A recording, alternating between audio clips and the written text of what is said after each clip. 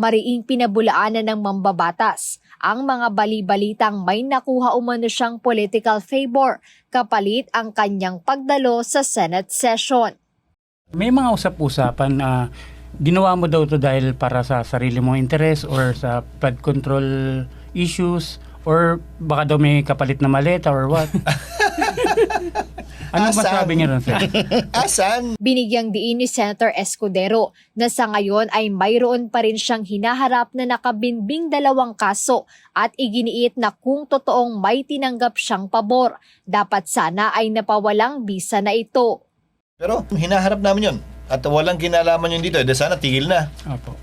Ganun pa rin Wala namang pagbabago Kung ano yung sitwasyon ko bago kahapon, yun pa rin ang sitwasyon ko sa ngayon. Umaasa kami sa mga nag-iimbestigang mga ahensya man o sa korte mismo kung isasampa nila yung kaso, mapapatunayan namin ang aming posisyon na wala kaming ginawang mali.